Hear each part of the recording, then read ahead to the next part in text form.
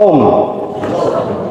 Dari seluruh bacaan ini saya buat satu tema, benteng atau jembatan. Benteng atau jembatan.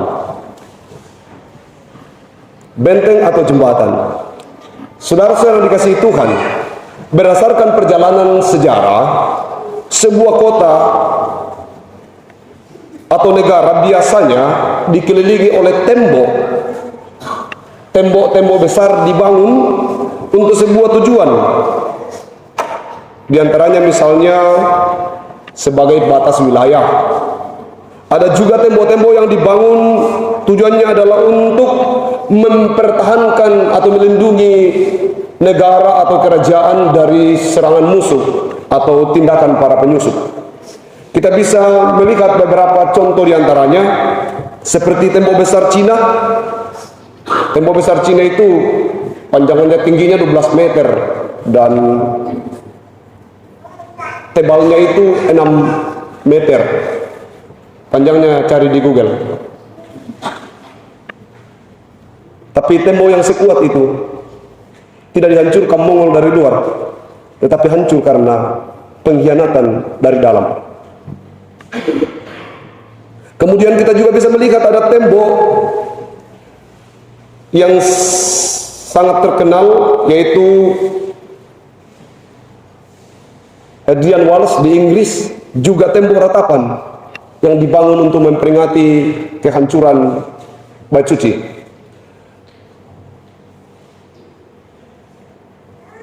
Sekarang ini gereja juga melakukan hal yang sama, membangun tembok-tembok, tembok organisasi, tembok, dan banyak lagi yang dilakukan hanya untuk mengklaim bahwa organisasinya lebih baik dan organisasi di sebelah sana tidak terlalu baik dan seterusnya. Sehingga yang terjadi adalah perebutan antara warga gereja yang satu ke warga gereja yang lain. Hanya itu yang terjadi, bukan penambahan orang bertambah menjadi Kristen, tapi hanya perpindahan warga Kristen saja. Banyak persekutuan orang percaya di zaman sekarang ini pecah. Persoalannya apa? Persoalannya hanya hal-hal sepele. Mungkin hanya persoalan cara bakar lilin, waktu bakar lilin, hanya persoalan seremoni pada perayaan Natal, atau bagaimana makan jalankah, makan bebaskah atau bungkus. Itu juga bisa menjadi persoalan-persoalan yang kemudian memecah belah tubuh gereja. Banyak hal konflik terjadi dan kemudian menjadi besar bukan persoalan ajaran bahwa di gereja tidak lagi menyembah Yesus Kristus, sehingga harus mencari gereja yang menyembah Yesus Kristus, tetapi persoalan-persoalan sepele yang kemudian membuat perpecahan. Jembatan atau benteng, semua sudah terjadi dan di mana-mana terjadi demikian. Jangan bangun benteng, bangunlah jembatan. Mari kita memfasilitasi agar gereja A dan gereja B kembali menjadi, walaupun berbeda, tapi menjadi satu untuk kemuliaan Kristus. Itu gambaran umum. Gambaran khusus, tembok atau jembatan. Hari ini Natal makin berbeda dengan hari Natal-Natal sebelumnya. Kalau saya berkata beberapa waktu dalam pelayanan persiapan pranatal ini adalah gereja Natal kali ini berat. Itu tidak bicara pada persoalan rohani, tidak bicara pada persoalan jasmani, tapi bicara pada persoalan rohani.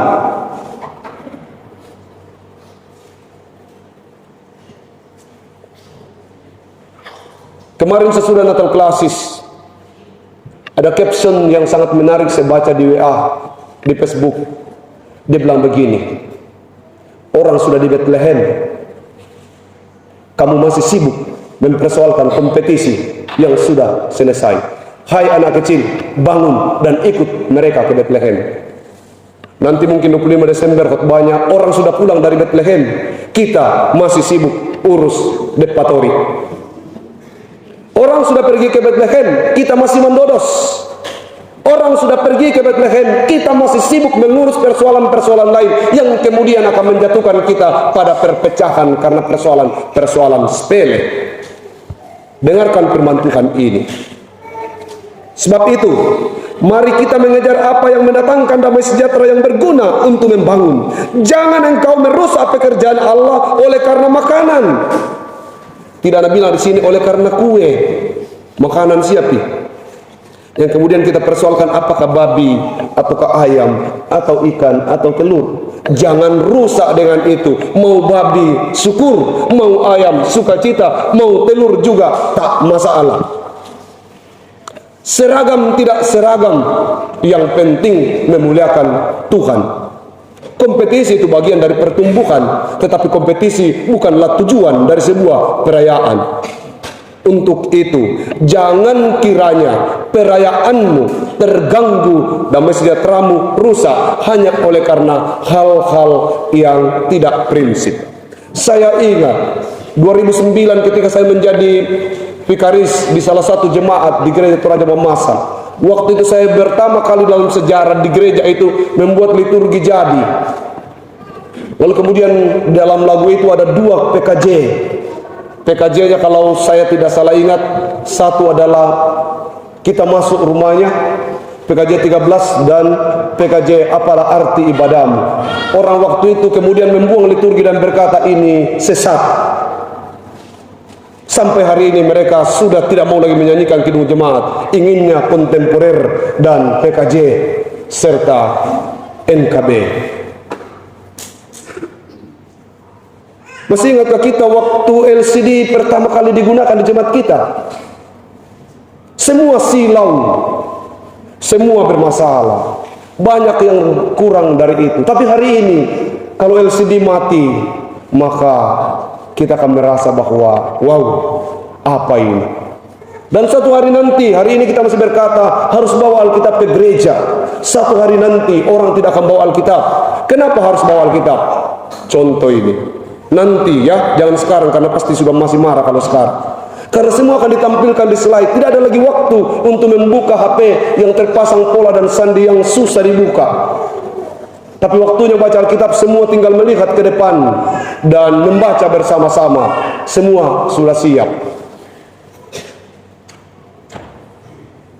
Dulu kita bertengkar tentang bagaimana dengan lilin Natal, harus pohon angin-angin dan seterusnya. Waktu itu sulit, kita harus berpindah ke pohon plastik seperti ini. Tapi saya tidak tahu tahun berapa ada ini, dan sudah rasanya ingin selalu yang ini.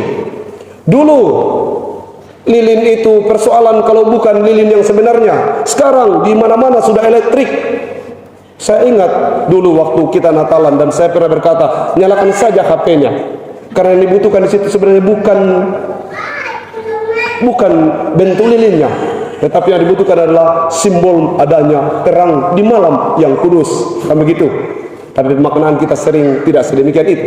Kenapa harus ada lilin? Ada tanda bahwa di tengah malam yang gelap gulita itu muncullah cahaya terang. Mau dari LED HP, mau dari lilin elektrik, mau dari lilin bakar, semuanya pada persoalannya baik-baik saja. Karena intinya adalah munculnya sebuah cahaya. Ya, sayanglah kalau kemudian kita berkata tidak enak rasanya kalau tidak seperti dulu mengelilingi pohon dan bernyanyi malam kudus sunyi senyap sampai rambutnya Mak Ratu terbakar. Tapi semua pada masanya itu adalah baik. Kita harus membangun jembatan, semua berubah. Dulu kalau kita pergi ke Natal Klasis, tujuan utama adalah bertemu dengan teman-teman dan bercerita banyak tentang banyak hal. Sekarang kalau kita pergi ke Natal Klasis, apa? Ambil gambar, upload, dan kirim bahwa aku ada di sini di perayaan Natal Klasis. Aku salah satu dari pendulang emas itu. Kan begitu? Yang tidak pergi tentu tidak bisa ngupload begitu. Yang pergi berkata kami ada di sini dan kami berhasil pada tahap ini. 2013 lalu kami di sini dan memberi emas. Dari 2013 sampai 2024 kami masih bagian dari pendulang itu. Nah, itu sebuah kebanggaan. Dan kita sepertinya ingin sekali menceritakan itu ke banyak orang. Itu yang disebut dengan kebanggaan. Dan dunia berubah. Berapa waktu yang lalu saya kemudian naik mimbar bawa notebook, orang berkata, wow, pendeta Pasma itu agak sombong. Oh tidak, dunia berubah. Sekarang di mana-mana orang memakai itu, memudahkan kita. untuk tidak kasak-kusuk membawa NKB dan seterusnya. Dalam satu kali buka ada 4 harus ada di mimbar, mana lagi liturgi dan seterusnya. Tapi mudahkan kita menggunakan teknologi. Ya dulu awal-awal ngonten, ketika saya di mimbar dan bawa HP, orang bilang tak mepairan. Sekarang di mana-mana, belum di gereja kita, ketika ada khotbah semua orang pasang HP-nya di tempat lain, karena itu dianggap bagian dari hal penting untuk didengarkan sesudah pulang. Bangun jembatan, bukan tembok. Ada banyak perbedaan tradisi bergereja yang sedang kita alami sekarang. Tapi mari kita bangun jembatan. Jembatan adalah pintu di mana kita saling menerima. Saling menerima antara satu dengan yang lain. Jangan membuat saudaramu tersandung. Saya tidak bisa lebih menjelaskan ini, tapi saya mau jelaskan dalam bahasa sederhana. Kalau Anda pergi lalu menemukan sebuah tulisan dilarang kencing,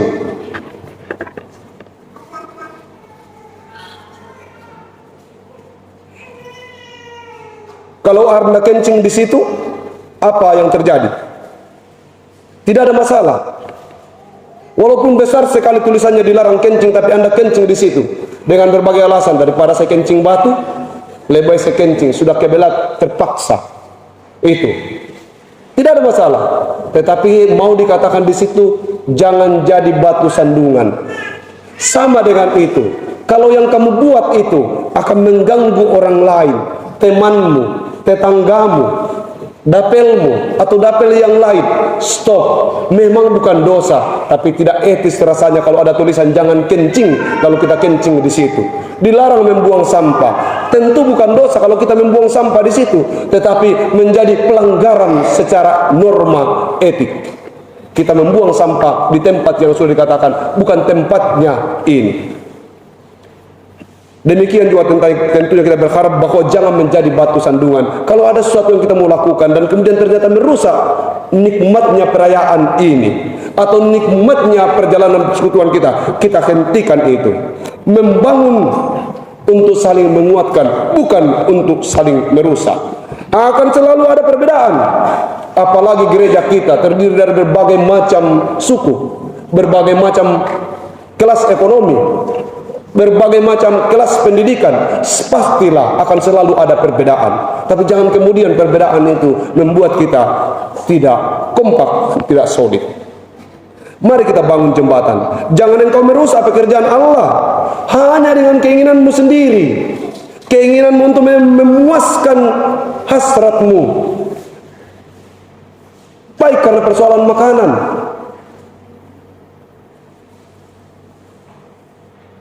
baik karena persoalan kue, baik karena persoalan penampilan, baik karena persoalan liturgi, atau hal-hal apapun juga. Jangan kita menjadi batu sandungan.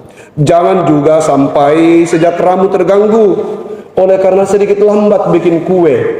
Jangan juga sejahteramu terganggu karena pesanan COD bajumu belum datang, atau topi sinterklasmu belum tiba, atau ada hal-hal lain yang sedang ingin kau harapkan ada di Natal ini tetapi belum saatnya engkau miliki. Jangan sejahteramu terganggu dengan itu. Percayalah bahwa kalau engkau membuka jembatan, maka akan ada tangan Tuhan yang datang dan membuat hidupmu disukacitakan.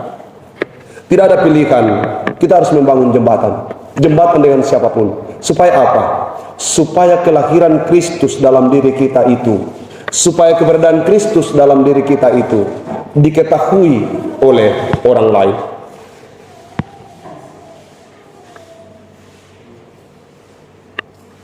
Tuhan mengajak kita untuk membangun jembatan. Itulah alasannya dia datang pertama kepada gembala, supaya yang lain merasa sedangkan gembala saja dikunjungi, apalagi kita. Mari kita runtuhkan tembok, kita bangun jembatan. Izinkan Tuhan memakaimu sebagai sumber damai sejahtera bagi semua. bangunlah dengan cepat, jangan menunggu. Pulihkan hubunganmu dengan siapapun. Buktikan bahwa Allah hadir dalam hidupmu. Hari Ibu jatuh pada hari ini. Ibu itu adalah ras terkuat di dunia. Segala sesuatu kalau ibu sudah bicara, sudah itu kuncinya. Mau marah, mau santai, tapi kalau ibu sudah bicara, sudah itulah kuncinya. Untuk itu, kenapa harus menjadi kunci? Karena ibu itu lebih banyak dominan menggunakan perasaan. Kalau sudah tidak tentram rasanya, kuenya hangus, pakaian tidak beres, semua tidak beres di rumah. Untuk itu, bagi bapak-bapak, kalau mau Natal kali ini nyaman. Bagi pemuda, anak-anak, sedih. Kalaupun tidak terbawa katakan, baru kali Natal ini saya makan kue begini, baru kali ini masakan seperti ini. Pastikan kalau ras terkuat ini merasa tersanjung, maka pastilah damai sejahtera akan kita nikmati di keluarga kita masing-masing. Selamat Hari Ibu, dan kita percaya ibu adalah jembatan terhebat yang mengubah seorang anak dan suami menjadi orang yang takut akan Tuhan. Bill Graham suatu hari pengkhotbah hebat itu yang punya begitu banyak anggota jemaat. Bill Graham ditanya, Pak Pendeta, istri Pak Pendeta itu sangat cerewet, sehingga sebenarnya tidak banyak orang yang bisa berani datang ke rumah Pak Pendeta. Dia luar biasa bicaranya. Lalu Bill Graham katakan begini, wah, saya bersyukur kepada Tuhan karena Tuhan mempertemukan saya dengan perempuan dan istri seperti itu. Dan Anda harus tahu bahwa kalau banyak orang berkata, aku adalah pengkhotbah yang hebat, maka bagiku istriku adalah pengkhotbah yang paling hebat. Sedikit sekali khotbah di mimbar merubah hidupku, tapi 90% khotbah dari istriku lah yang membuat hidupku ini menjadi berubah. Semua laki-laki di hari Ibu ini harus paham ini, bahwa khotbah istrimu lah yang membuat engkau berubah. Semoga ibu-ibu juga berkhotbah yang baik, supaya perubahan suaminya adalah perubahan yang baik. Jangan segera marah kalau dengar istri